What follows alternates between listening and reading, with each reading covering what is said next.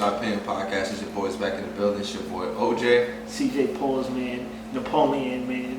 Napoleon man? That's your new name? Yeah. So you gonna, like, if we do a quiz on this, you gonna get everything right? Of course. Okay. Of course we are. Put in the comments if you guys want us to do a quiz. Of course I am. Alright.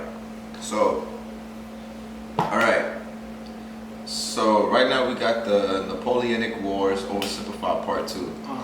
Now, this shit 31 minutes, so you gotta give a like, bro. You gotta give a like. Got you. You know we're gonna do it part one of part 2, and then part 2 of part 2.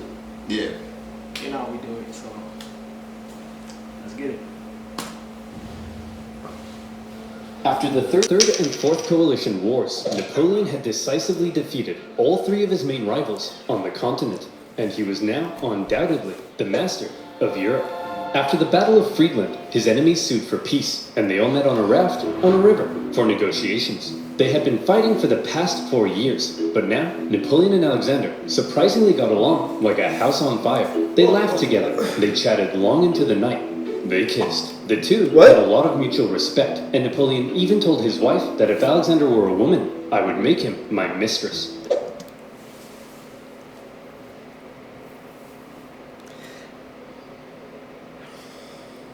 I didn't know he was gay back then like that. I mean, it's 2021 right now, so.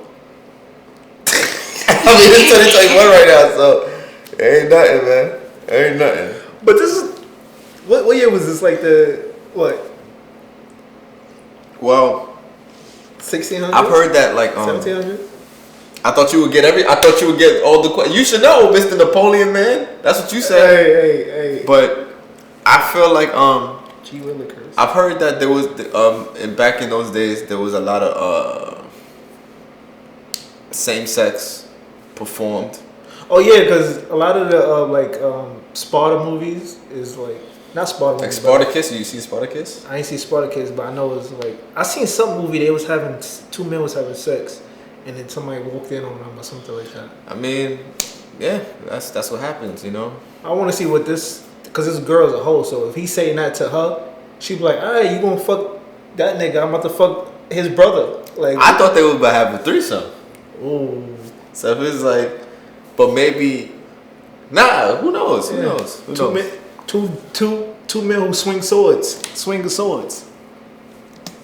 Kind of a weird thing to say to your wife, Napoleon. In the end, they came to an amicable agreement. Where did this go?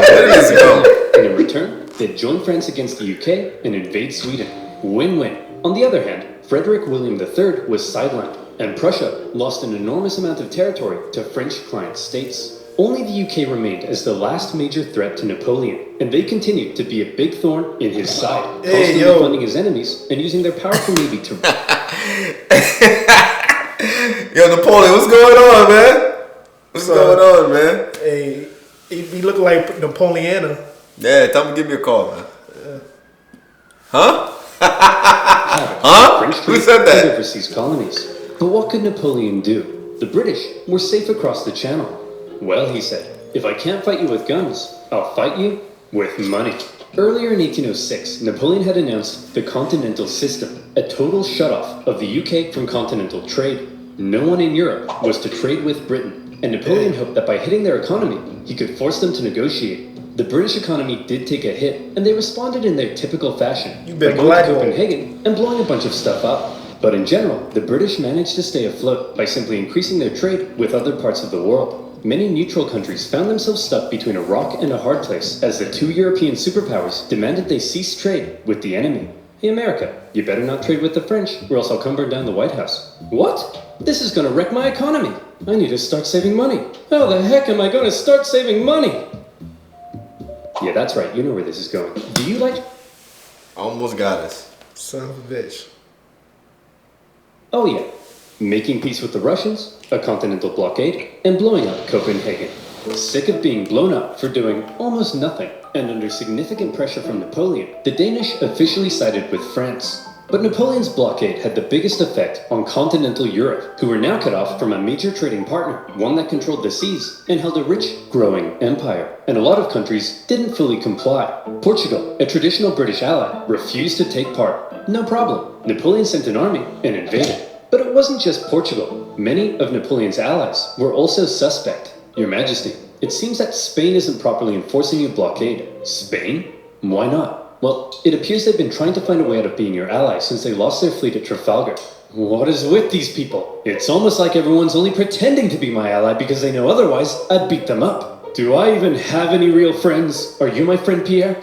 Say yes or I'll slap you. Napoleon had come to mistrust his ally to the south. And in particular, Napoleon thought the Spanish royal family were an incompetent mess. Alright, Carlos, you've got to get it together. How can I trust you when all you do is go hunting? Meanwhile, you let this ambitious nobody who dislikes me run the country. And you seem to be the only person in the universe who doesn't realize he's boinking your wife. And what's worse, who the heck are you? I'm the king's son. I just overthrew my dad. So, actually, now I'm the king. You people are the biggest cluster of shameless, narcissistic idiots and all around just the worst people I've ever met. Here, have a Kid's Choice Award. French forces, many having conveniently already entered Spain to invade Portugal, occupied Spanish forts, and Napoleon invited the Spanish royals to France to help mediate their differences. Alright, we're here with the royal family of Spain. So, Fernando, you've been accused of plotting against your father and vying for the Spanish throne. What do you have to say for yourself? Well, Napoleon, I just think great. Well, I've got the test results right here. Fernando, in the case of the Spanish throne, you are not the king. And Carlos, you are also not the king. Who's the king? He's the king. Oh shit. Plot twist. Actually, Napoleon made his brother the king, but for all intents and purposes, Spain was now his puppet. He expected the Spanish people to be over the moon at the removal of their unpopular royal family.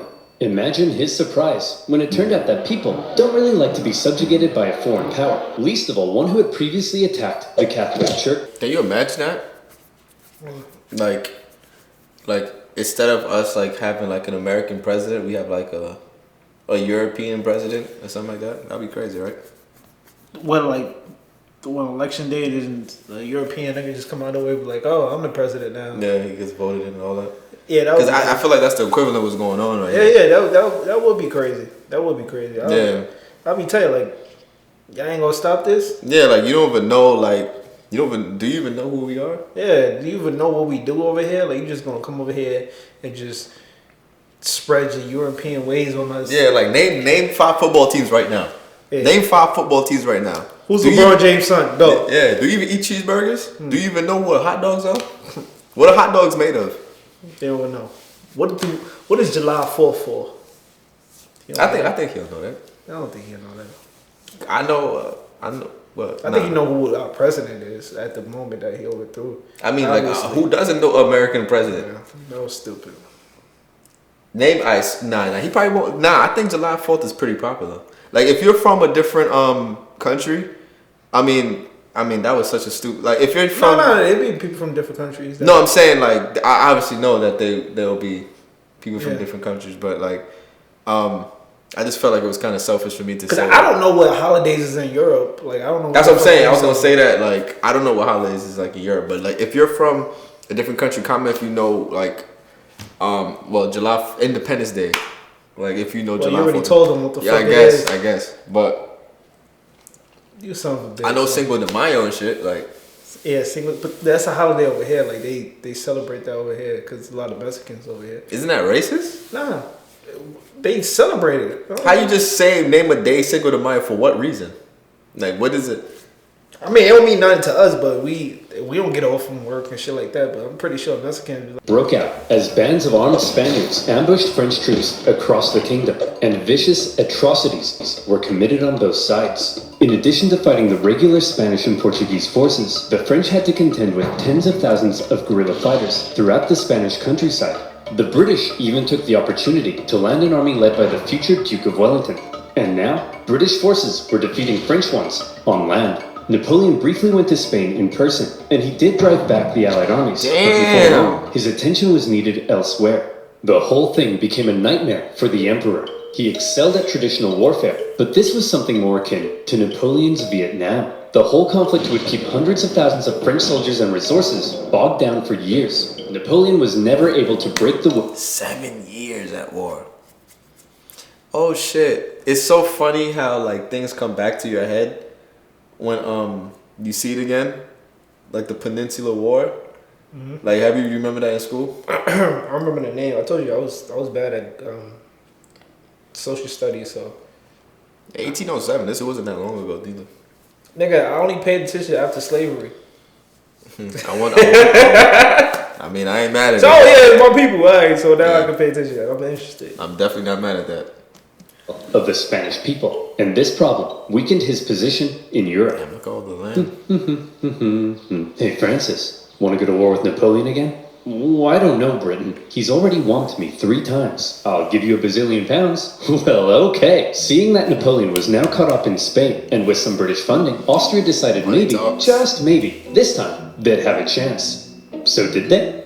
No. Napoleon defeated them in just 4 months. It was quick, but it wasn't exactly easy. The Austrians had been watching Napoleon and learning, and they had made some reforms, while Napoleon, after years of war, was increasingly having to rely on inexperienced conscripts. So this time, the Austrians gave him a run for his money. The Fifth Coalition saw some of the bloodiest battles to date, including Napoleon's first major defeat, and when he did finally defeat the Austrians at the Battle of Wagram, it was a very costly victory. Still, Napoleon had yet again kicked Francis's butt, and as part of the peace terms, Austria lost a bunch more land. Not long after, however, Napoleon and Francis came to another agreement. It was decided that Napoleon would marry Francis's young daughter. But wait, doesn't Napoleon already have a wife? Well, yes, he did. Josephine and Napoleon had become quite fond of one another, but now that Napoleon was playing the monarch game, he needed a male heir, and his aging wife wasn't giving him one. So it was out with the old and in with the new. At least he didn't behead anyone. For Austria, they felt that if Napoleon was going to keep on winning, they may as well be on his side. So through the marriage, Napoleon got an alliance with Austria and a beautiful baby potato. Between the failing blockade against Britain, the ongoing war in Spain, and now his recent struggles in Austria, cracks in Napoleon's invincibility were beginning to show. But still, look at this map. So blue, so beautiful. Even Sweden, after being pulverized by Russia, overthrew their king, and after an interesting chain of events, ended up putting one of Napoleon's own marshals in charge. Marshal Bernadotte took the name Karl Johan and became Crown Prince of Sweden, after agreeing to join Napoleon's continental system. For now, Sweden was Team France. Napoleon was on top of the world. He had won an endless string of victories. All he had to do now was sit back and not make any major miscalculations that could completely turn the tide of war. So let's see what comes next.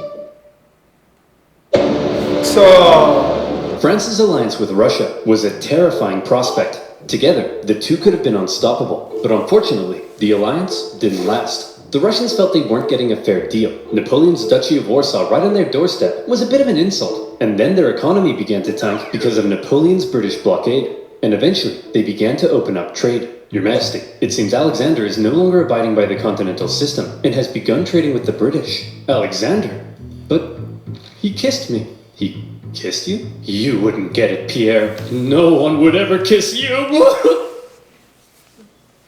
For you kids out here, there's always a side bitches that fuck shit up. Everything was going good. He went in. He's 5-0 right now, bro. He's 5-0. No, he wasn't. Yes, he was. He's 5-0. He was 4-0, then he lost one. And oh yeah, that's what. Yeah. Okay, so he's 5-1. Yeah, he's 5-1. He's 5. He has a great record. He's still on top. Mm-hmm. And his side chick, Alexander. His side chick. Alexander's not a side chick. He is a side chick. He kissed him when he was married. That's a side chick. Okay. Right. He was getting money with him. You know, making bread. You know, knocking people off. You know, and. Now, just because you feel like you're not getting a fair shade of what we got going on, you want to, beat my back in again in a different way. I thought the side chick supposed to get their back beaten in. Why are you getting your back beaten in? I'm not Alexander. If you into that, that's cool. If you into that, that's fine. If you into that, that's fine. I'm just saying. Y'all get what I'm saying. I just don't know you to be into that. So if this is something new to me, you know what I'm saying? Hey, I told you I'm Napoleonic. All right, so when did the Peninsular War happen? 1806. We just fucking saw it. 1807 to 1814. I'll let your boys, man. Let us know if you guys want us to get quiz. You already know who's gonna win. I'm gonna win. The security of Napoleon's empire depended on removing the British threat, and he wasn't happy with Russia's backdoor shenanigans. And so in 1812, Napoleon decided to go to war. He gathered together the most massive army Europe had ever seen, made up of troops from every corner of his empire, and he prepared to invade. Okay, it looks like Napoleon's coming for us. Generals, I need ideas. We could stand and fight. No, that's stupid. You're stupid. We could run away. You're a star. You'll remember Napoleon's tactics rely on astonishing speed to outmaneuver his enemy and force a quick, decisive battle. Well, I've got 2 words for you.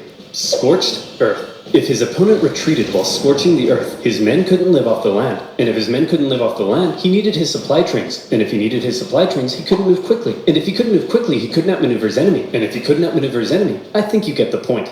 Napoleon launched his invasion and hoped for a quick battle, but all he could do was try to catch the retreating Russians while moving deeper and deeper into hostile territory. As he went, That's smart. The horribly hot summer devastated his army. His men died of heat, exhaustion, and disease. Supplies began to run out, and his men began to starve. Many deserted, and still the And you know why this is... Wow. You know why this is so smart? Because he know Napoleon is so hot-headed. He's like, I gotta win. Like, nigga, I'm gonna win. So he's doing whatever he can. He's like, I don't care how much men I'm losing. I'm gonna get your ass. But you don't realize this is part of the plan. Like, I'm about to lure you in to deep into Russia. And then when you have less men, I'm gonna attack you. Yeah, game of cat and mouse. Yeah. I don't think I'm Napoleonic no more. I'm Alexander. Go ahead. Make up your word. Go ahead. Alexander. Yeah. I'm Alexander. Okay. That's how I know you don't believe, because you're trying to you saying it again to try to In my head, I'm that's good. Alex, I don't even know what you said. Alexander. That sounds like a pill. They do. Continued to retreat. Numerous times, Napoleon considered turning back, but that little voice in his head kept on telling him, keep going, just a little further. And don't worry, you're definitely average height for the time. He nearly caught the Russians at Smolensk, but it was his birthday, so he had a party instead. When he finally reached Moscow, he predicted the Russians wouldn't be willing to give up such a historic and holy city without a fight. And he was right. The Russians finally turned to face him for the single deadliest day of the Napoleonic Wars, the Battle of Borodino. The Russians fought valiantly, and as he got older, Napoleon's battle tactics seemed to become a little less refined and a little more run straight at the enemy, try not to die. He launched a full frontal assault at the Russian defenses, and as a result, the death toll was colossal. The Russians eventually decided to retreat, leaving Moscow to fall into Napoleon's hands. The French had release all these prisoners immediately and tell them to burn it to the ground. Well, Jimmy the arsonist, you are not going to believe your luck. Moscow was up in flames, and as Napoleon entered, it became very clear his army wouldn't be able to stay there very long. But he had just defeated the Russian army and taken their most beloved city. In his mind, he had won. So he sent Tsar Alexander in St. Petersburg a letter. Your Imperial Majesty, Napoleon requests your surrender. How shall I respond? You shan't, Dmitri. Ever. I'm not gonna. This is so insane to me, because it's like he's moving with the army. Yeah. That would never happen today. Yeah, they staying back. Yeah, that's crazy. He's moving with the army, and then he gets to Moscow and he sees that the whole shit is on fire. Yeah. Can you imagine being like, that's an insane thing, bro? And then everyone's like, you got hundreds and thousands of men relying on you. That's crazy. Your word. Wow, that's nuts, man. And it's not like, okay, I'm gonna go talk to Congress about this, and then we gonna come back. It's like, nah, bro, this is on you, and whatever you say is law. That's it. That's crazy, bro. On cue, right then and there. That's crazy, bro. That's nuts to me. He was a real dictator. But, Your Majesty, it will be winter soon. The French forces are stuck 500 miles into Russian territory with dwindling supplies. If we don't say anything, well, then they'll all die. Oh! After waiting for a response for about a month, the first snow of winter began to fall, and Napoleon sensed the catastrophe that was about to unfold. He decided their only choice now was to get out. And that's when it happened. It got cold. 100,000 men. Stupid cold. Oh, His glorious man. invasion had just become a race for survival. As the Russians realized the French were fleeing for their lives, they began to close in on their men froze to death, their horses as well. There was starvation and disease. The injured and dying could only be left by the side of the road, as it was too slow to try to carry them. And all along the way, the dreaded Russian Cossacks stalked the bleeding French army, and every now and then swept in for a quick attack. Napoleon, fearing capture, kept a vial of poison around his neck. At one point, the Russian armies nearly trapped him against the Berezina River, but a little Napoleon cleverness gave him the old Geoffrey juke, tricking them into thinking he was going south and then escaping across rapidly built pontoon bridges to the north. When the Russians realized where he was and began to close in, the French burned the bridges before everyone could cross. Hundreds drowned, and thousands were captured. At this point, Napoleon got wind of plots against him forming in Paris, so he abandoned his men and went back to France. Wow. The remaining French stragglers made it across the border. It's been estimated over 600,000 men went into Russia. Less than 100,000 returned. Napoleon was now in a very precarious situation. His army had just been obliterated, and the other European leaders smelled blood. Here was an opportunity to take advantage of a weakened Napoleon, regain territory and influence, and liberate Europe from his dirty French paws. And so they began to turn. Prussia soon broke their alliance and switched sides, while Austria declared neutrality. Even Sweden, led by one of Napoleon's old marshals, joined the Allies, partly due to Napoleon's earlier invasion of Swedish Pomerania. The War of the Sixth Coalition had begun. The coalition forces had been reforming their armies, and they were now much better. And the UK had also significantly amped up its financial aid to its continental allies. Their armies quickly advanced through Poland and into Germany. In Paris, Napoleon was understandably freaking out. He needed to put together a new army fast, and he called up over 100,000 new conscripts, mostly teenagers. This is the worst thing. Like, does this thing even alright, this may be a weird question, but do you think that him ditching his guys can get like word of mouth? Like, you think people like They get back to, because he's like, how? Like, how can it even get back there? Because like some people, like, I don't know. it had to, because they're telling the story, right? Okay. So it's like it had to get back to the people that he did. Yeah, because we know it now. Yeah. So you're right. But why would you want to fight under him after that? That's the real question. It's like, bro, you see this nigga ditch his own people that was fighting for y'all in the country. I wouldn't want to fight under him, but I think probably because they don't have no choice. It's like, I devoted my life to this country. It's like, even if you fuck up, I'm still like, I'm devoted to this country, so I'm gonna fight anyway. But I wouldn't want to fight under this dude after he. But then again, it's like, or maybe, matter of fact, it could be a bigger thing. Man. It's like, yo, I gotta fight. It's not necessary for him, but it's for my family, and the people that I love. Yeah. So, or they'd be like, yo, at least we won what, 5-1. Yeah, we like 5-2, but it's like we won 5 wars. So yeah. Shout out to all the soldiers out there, man, that that sacrifice for, guys like us, so we can do this. Yeah, so shout out to you guys. He also put his factories into overdrive, and he was like, you, make more rifles. You, build new cannons. You, make more horses. I don't make horses. Then who makes horses? Horses make horses. Explain how. Well, when a daddy horse and a mommy horse love each other very much. Yes, go on. Well, then the daddy horse... I'm sorry, Napoleon. You're 43. I thought you'd know this stuff. Don't touch me. He's still young, damn. As it turned out, Napoleon's lack of horses would take the biggest toll on his army, since his tactics relied on speed, maneuverability, and destruction. When he took the fight to the Allies in 1813, he did defeat them and sent them running. But lacking cavalry, he was unable to effectively pursue and destroy. He needed horses. For the Allies, being defeated in battle by a man whose army was now full of inexperienced conscripts was concerning. So both sides were like, hold up. Time out. The Allies were somewhat cornered, and had Napoleon kept going, it's possible he could have won. But instead he agreed to a brief truce with the Austrians mediating between the two sides. When Austria demanded Napoleon make major concessions, Napoleon told them to shove it. Having had their terms rejected, Austria felt now they were justified in saying, well, we tried, and they joined the coalition. Okay everyone, look at us. The boys are back together, but Napoleon is still dangerous, so we need a plan. Any ideas? Ooh, I know. No, forget it. That's stupid. No. I've got it! When he approaches, we run away. Genius. He's a genius. The plan was as follows. Wherever Napoleon advanced, whoever he advanced on would avoid battle, allowing the others to sweep in from the sides and attack the French marshals guarding his flanks. Essentially, the plan was, don't try to fight Napoleon. And this plan worked tremendously. The Allies scored a number of victories that saw Napoleon move back to the city of Leipzig, where he would make one last major stand as the Allied armies converged in on him from all sides. The stage was set for the biggest and bloodiest battle of the Napoleonic Wars, the Battle of Leipzig.